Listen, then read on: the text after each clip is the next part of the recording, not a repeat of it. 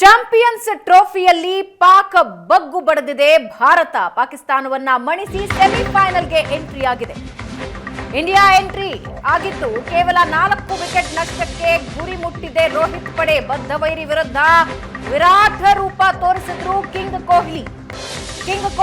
ಶತಕದಾಟಕ್ಕೆ ಬದ್ಧವೈರಿ ಪಾಕ್ ಉಡಿಸಾಗಿದ್ದು ದುಬೈನಲ್ಲಿ ಪಾಕಿಸ್ತಾನ ವಿರುದ್ಧ ರೋಹಿತ್ ಪಡೆ ಅಬ್ಬರಿಸಿದೆ.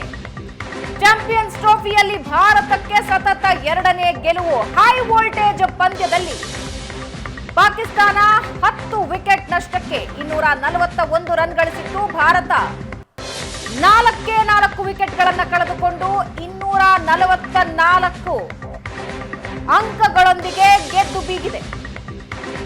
ಏಕದಿನ ಪಂದ್ಯದಲ್ಲಿ 51ನೇ ಶತಕ ಸಿಡಿಸಿದ್ದಾರೆ ವಿರಾಟ್ ಕೊಹ್ಲಿ.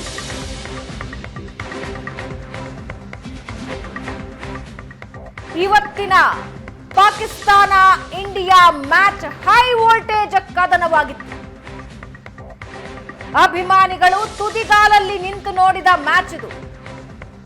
ಚಾಂಪಿಯನ್ಸ್ ಟ್ರೋಫಿಯಲ್ಲಿ ಪಾಕ್ ಅನ್ನ ಬಗ್ಗು ಬಡಿದಿದೆ ಭಾರತ. ಪಾಕಿಸ್ತಾನವನ್ನ ಮಣಿಸಿ ಸೆಮಿಫೈನಲ್ಗೆ ಇಂಡಿಯಾ ಎಂಟ್ರಿ ಕೊಟ್ಟಿದೆ. 4 ವಿಕೆಟ್ಗಳನ್ನು ಕಳೆದುಕೊಂಡು ಗುರಿ ಮುಟ್ಟಿದೆ ಭಾರತ. ಬದ್ಧವೈರಿಗಳ ವಿರುದ್ಧ ತಮ್ಮ ವಿರಾಟ್ ರೂಪ ಪ್ರದರ್ಶನ ಮಾಡಿದ್ರು ಕೊಹ್ಲಿ. ಶತಕದಾಟದ ಮೂಲಕ ಕೊಹ್ಲಿ ಕಾಲ ಮುಗೀತು ಅನ್ನೋರಿಗೂ ಕೂಡ ವಿರಾಟ್ ಕೊಹ್ಲಿ ಉತ್ತರ ಕೊಟ್ಟಿದ್ದಾರೆ. ಭಾರತ್ ಮಾತಾ ಕಿ ಜೈ. ನಮಗೆ ವಿರಾಟ್ ಕೊಹ್ಲಿ ಅಂದ್ರೆ 2 ಎಮೋಷನ್ ಇರುತ್ತೆ. ಒಂದು ಇಂಡಿಯಾ ಎಮೋಷನ್, ಇನ್ನೊಂದು RCB ಎಮೋಷನ್ ಇರುತ್ತೆ. ವೀಕೆಂಡ್ ಮಸ್ತಿಯ ಜೊತೆ ಭಾರತ ಪಾಕಿಸ್ತಾನ ಮ್ಯಾಚ್ ಇವತ್ತು ಜನರಲ್ಲಿ ಜೋಶ್ ಹೆಚ್ಚು ಮಾಡಿತ್ತು. ಕ್ರಿಕೆಟ್ ದೇವರು ಸಚಿನ್ ದಾಖಲೆ ಸರಿಗಟ್ಟಿದ ಕಿಂಗ್ ಕೊಹ್ಲಿ. ಏಕದಿನ ಪಂದ್ಯದಲ್ಲಿ 51ನೇ ಸೆಂಚುರಿ ಬಾರಿಸಿದ್ದಾರೆ ವಿರಾಟ್ ಕೊಹ್ಲಿ. ಸಚಿನ್ ದಾಖಲೆ ಮುರಿಯೋದಕ್ಕೆ ಮುಂದೇ ಒಂದು ಶತಕ ಬಾಕಿ ಇದೆ.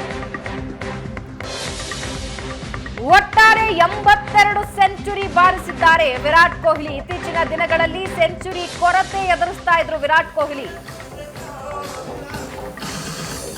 ಇದರ ಬಗ್ಗೆ ಟೀಕೆಗಳನ್ನ ಕೂಡ ಹಲವು ಬಾರಿ ಎದುರಿಸಿದ್ದಾರೆ. ಎಂದಿನಂತೆ ತಮ್ಮ ಆಟದ ಮೂಲಕ ವಿರಾಟ್ ಕೊಹ್ಲಿ ಟೀಕೆಗಳಿಗೆ ಉತ್ತರ ಕೊಟ್ಟಿದ್ದಾರೆ. ಪಾಕಿಸ್ತಾನದ ವಿರುದ್ಧ ಅಬ್ಬರಿಸಿದ್ದಾರೆ.